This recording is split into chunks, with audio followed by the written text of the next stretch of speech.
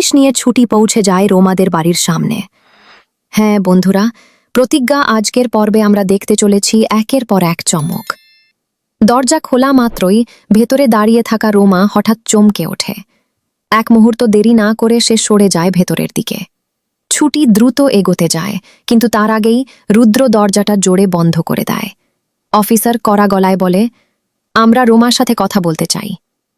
রুদ্র শান্ত ভান করে উত্তর দেয়, আপনারা ভুল করছেন, রোমা এখানে নেই। ছুটি চিৎকার করে বলে, মিথ্যে, আমি নিজের চোখে দেখেছি।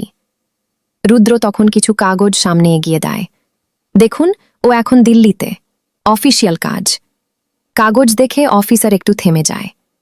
ধীরে ধীরে তার সন্দেহ কমে আসে, কিন্তু ছুটি চুপ করে থাকে না। সবটাই প্ল্যান, ওরা আমাদের ভুল পথে চালাচ্ছে। তবুও প্রমাণের অভাবে অফিসার কিছু করতে পারে না। ছুটি অসহায় চোখে তাকিয়ে থাকে, তারপর ধীরে ধীরে সেখান থেকে বেরিয়ে যায়। দরজা বন্ধ হওয়ার সাথে সাথেই রুদ্র রাগে ফেটে পড়ে। আমি তোকে বলেছিলাম মাথা ঠান্ডা রাখতে। রোমা বিরক্ত হয়ে বলে, ও মেয়েটাকে আমি ছাড়ব না, যাই হোক থামাবো। রুদ্র নিচু গলায় বলে, ওকে থামাতে না পারলে আমরা শেষ। অন্যদিকে রায়ভিলায় অভি বসে আছে চুপচাপ। শতরূপা আর স্বর্ণলতা তাকে খাওয়ানোর চেষ্টা করছে। স্বর্ণলতা হেসে বলে, কি হয়েছে, মুখটা এমন গম্ভীর কেন? অভি হালকা বিরক্ত হয়ে বলে, এই শহরে বোকাদের সংখ্যা দিন দিন বাড়ছে। সবাই অবাক হয়ে তার দিকে তাকায়। অভির চোখে তখন অন্য চিন্তা। ছুটির সাথে আগের ঘটনাগুলো তার মাথায় ঘুরছে। ওদিকে আশ্রমে সবাইকে একসাথে নিয়ে গান গাইছে ছুটি। তার কণ্ঠে কষ্ট আছে, কিন্তু সাহসও আছে। ঠিক তখনই পুলিশ এসে হাজির। অফিসার ঘোষণা করে, এই আশ্রম আপাতত বন্ধ থাকবে। সবাই স্তব্ধ। ছুটি কাঁপা গলায় বলে, আমরা কোথায় যাব? অফিসার ঠান্ডা গলায় বলে, শিশু আর বৃদ্ধদের জন্য ব্যবস্থা হবে, বাকিরা নিজেদের দেখবে। এই বলে সে চলে যায়। চারপাশে আতঙ্ক ছড়িয়ে পড়ে। ছুটি সবাইকে সাহস দেয়, কেউ ভয় পাবি না, আমি আছি। এই কথাগুলো আড়াল থেকে শুনছিল ঝুমকি। সে ধীরে বলে, এখানে আর থাকা ঠিক হবে না। চুপি চুপি সে দেবদত্তর ঘরে ঢুকে টাকা, কাগজপত্র আর কিছু পুরনো জিনিস ব্যাগে ভরে। হঠাৎ একটা ছোট ছবি মাটিতে পড়ে যায়।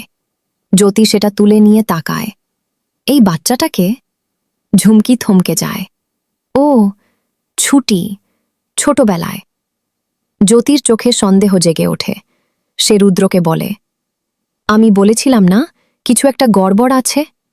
ওদিকে ছুটি দৃঢ় গলায় বলে, আমি এই আশ্রম বাঁচাবো, আর বাবাকে নির্দোষ প্রমাণ করব। সে সিদ্ধান্ত নেয়, হিরণময়ের কাছে যাবে। এদিকে জ্যোতি ঝুমকিকে জিজ্ঞেস করে, ওর গলায় একটা সোনার চেন ছিল, কোথায়? ঝুমকি অস্বীকার করে, কিন্তু চেনটা লুকাতে গিয়ে ধরা পড়ে যায়।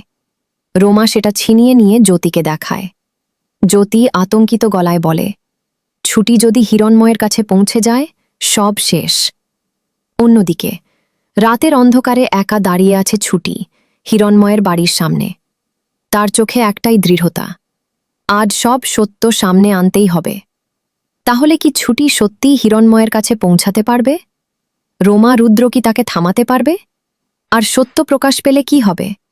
ভিডিও ভালো লাগলে লাইক, কমেন্ট, শেয়ার আর চ্যানেলটি সাবস্ক্রাইব করে পাশে থাকুন।